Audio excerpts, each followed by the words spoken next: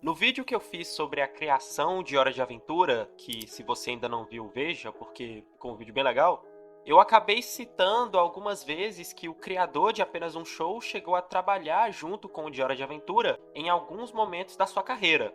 E para seguir nessa série que eu venho fazendo sobre os desenhos da Cartoon, chegou a hora da gente falar sobre um dos desenhos mais aleatórios e geniais da empresa, que é aleatório desde a sua criação até os seus personagens. Mas agora nós temos uma boa desculpa. Olha aquele cavalo ali. Ele caiu do céu e tem que passar no teste de história americana, senão a Terra vai explodir. O quê? No dia 29 de setembro de 1982, nascia na Califórnia James Garland Quintal, o criador de Apenas um Show. E segundo ele mesmo, várias influências e inspirações para o desenho foram tiradas diretamente dessa época de sua infância, como por exemplo o jogo Toe Jam and Earl, que ele costumava jogar quando era criança e que serviria de inspiração para a criação do Mordecai e do Rigby.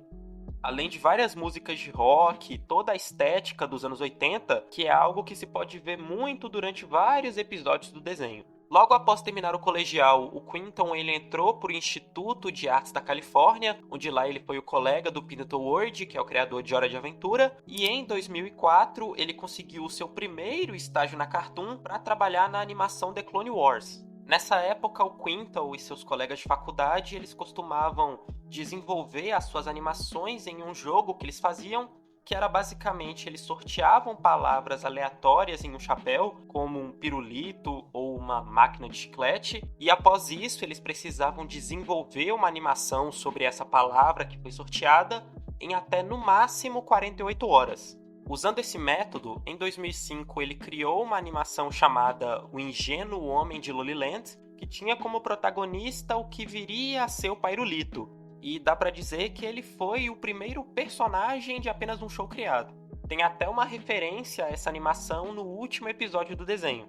Esse curta fez com que ele ganhasse um festival de animação da Califórnia, que presenteou ele com $1.000 e um computador da Apple.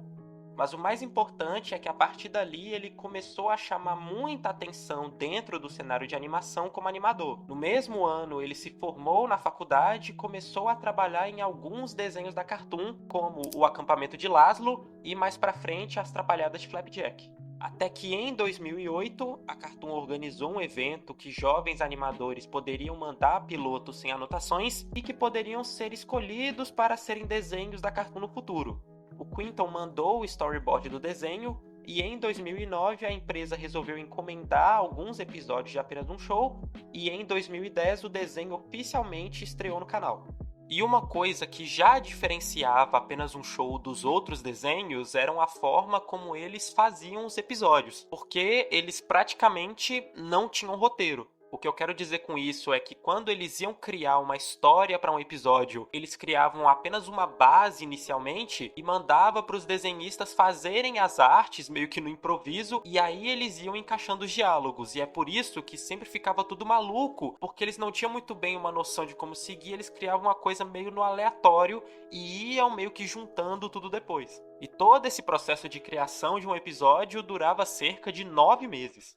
E a grande maioria dos episódios seguia basicamente uma fórmula básica. O episódio começava com o Mordecai e o Rigby ou algum outro personagem tendo um problema necessariamente simples para o trabalho, tipo arrumar as cadeiras ou limpar a limusine. E conforme o episódio vai avançando, essa trama que no início era muito básica, do nada virava uma coisa muito louca que se tornava algo completamente diferente. Tipo, eles tendo que enfrentar um dinossauro feito de limousines, ou enfrentar um deus de outra dimensão, ou enfrentar monstros. Era sempre uma loucura de episódio a episódio e era muito engraçado e divertido ver para que caminho cada episódio ia e como ele ia ficar cada vez mais louco. E embora os episódios tenham sido feitos cada um de forma meio aleatória, o desenho tem sim uma continuidade e os personagens eles têm sim um desenvolvimento muito constante durante todas as temporadas. O Rigby, por exemplo, no início do desenho, ele era um personagem bem chato, ele era muito irresponsável, só que conforme as temporadas vão seguindo, ele se torna um cara mais responsável, ele completa o ensino médio, ele deixa de ser aquele cara que só fazia besteira e se torna um personagem muito bom.